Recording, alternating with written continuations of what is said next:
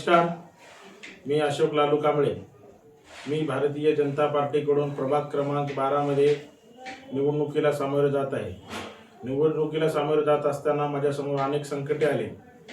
मला या प्रस्थापित लोकांनी निवडणुकीमधून मला बाहेर कसं ढकलता येते यासाठी त्यांनी खूप मोठा प्रयत्न केला, पण भारतीय जनता पार्टीने आणि माझ्या वडिलांनी केलेल्या कामावर आणि माझ्या केलेल्या कामावर विश्वास ठेवून भारतीय जनता पार्टीने मला उमेदवारी दिली।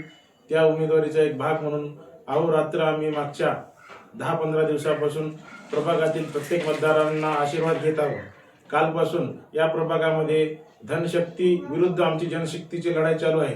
पण सर्व माझ्या मतदार बंधू भगिनींना माझी कळकळीची विनंती आहे की माझ्यासारखा सर्वसामान्य कार्यकर्त्याला आपण काम करण्याची संधी द्यावी आणि येणाऱ्या काळामध्ये आम्ही आपल्या विश्वासाला पात्र ठरू। आजपर्यंत सर्वांना संधी दिलात, मला एकदा संधी देऊन पहा। माझ्या विरोधात असलेले उमेदवार यापूर्वी काम केलेले आहेत, मला एकदा संधी द्या। मी त्या संधीचं सोनं नक्की करेन आणि या प्रभागातील जे वंचित घटक आहेत त्यांच्यासाठी मी अहोरात्र काम करेन। माझ्या विरोधात सर्व धनशक्तीवाल्यांनी एक मोठा कट रचून मी या निवडणुकीमधून बाहेर कसं पडावं यासाठी खूप मोठा प्रयत्न चालू आहे।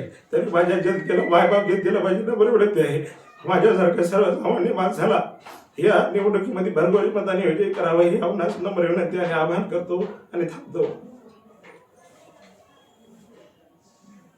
आपण यापूर्वी सर्वांना संधी दिलात।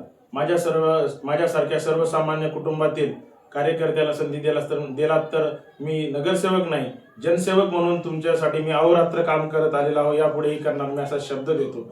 रस्ते, नाली, पाणी, लाईट, वीज, सर्व व्यवस्था, ड्रेनेज असेल, काही असेल, मी सगळं कार्य तत्परपणे तुमचं काम करीन।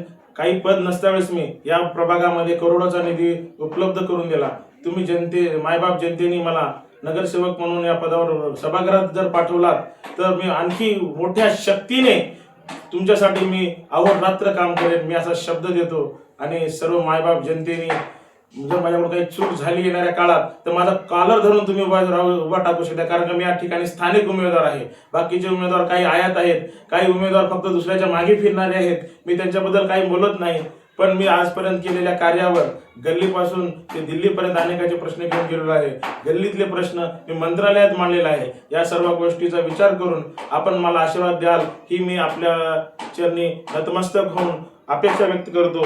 सर्व जनतेने, मायबाप जनतेने माझ्या डोक्यावर एक मायेचा आशीर्वाद देऊन येणाऱ्या उद्याच्या 2 तारखेला कमळासमोरील बटन दाबून मला आणि माझ्या पक्षाच्या सर्व उमेदवारांना आमचे हात बळकट करावे हे आपणास नम्रपणे मी आपणास विनंती करतो। नमस्कार।